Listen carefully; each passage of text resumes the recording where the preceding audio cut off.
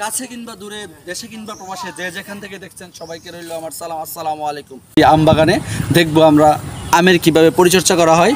আজকে আমরা আপনাদেরকে আমের বাগানটি ঘুরিয়ে দেখাবো ইনশাল্লাহ।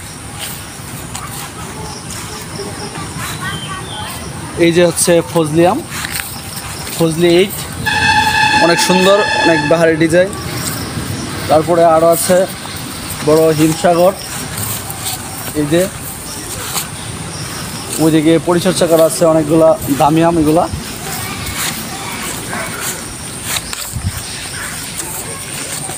এই যে হচ্ছে আপনাদের আম, এই যে পরিচর্যা করছে আমগুলো দেখেন অনেকটাই সুন্দর। এই যে অনেকটাই সুন্দর প্যাকেটিং করা আছে। এগুলো বাহিরে সেল করা হয়, বাহিরে অনেক সুন্দর। আসলে না দেখলে মিস করবেন, অনেকটাই সুন্দর, অনেক সুন্দর বাগানটি। আপনারা দেখতে পাচ্ছেন অনেক সুন্দর সুন্দর আম কিন্তু ধরছে গাছে। আসলে অনেক মনোমুগ্ধকর, অনেক বিশাল বড় আমগুলা। আসলে কাছ থেকে না দেখলে বোঝা যাবে না কতটা সুন্দর।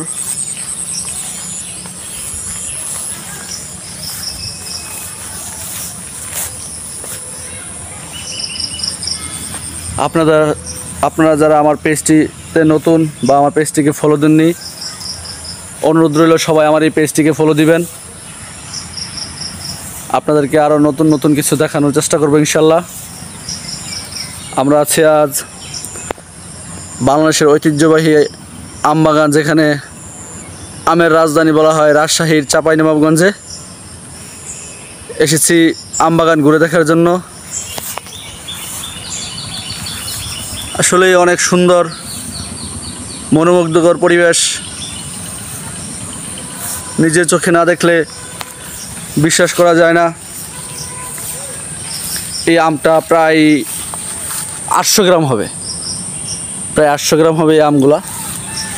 ফজলি আম এখনও পুক্ত হয়নি, আটি হয়নি এখনও।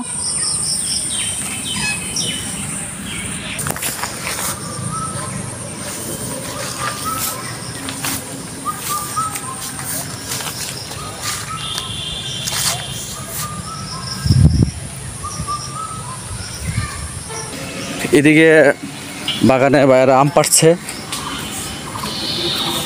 অনেক সুন্দর প্রক্রিয়ায় আম পাড়ছে। এদিকে ভাই আমগুলো সেভ করছে।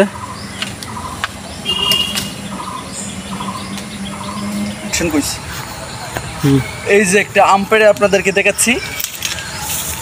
আমটির অনেকটা সাইজ সুন্দর। আসলে আমরা এখন আমটিকে খাবো, যদিও পাকে নাই, কিন্তু আমরা ফ্রেশ এখন মাত্র গাছ থেকে পারলাম। এই যে এখনো কষ রয়েছে। বিসমিল্লাহ করে শুরু করো।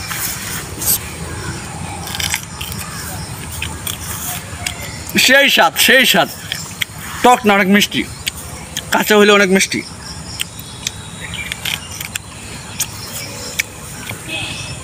আপনাদের যাদের আসার সুযোগ আছে, একবার হলেও এই আমবাগানগুলো ঘুরে যাবেন, অনেকটাই ভালো লাগবে।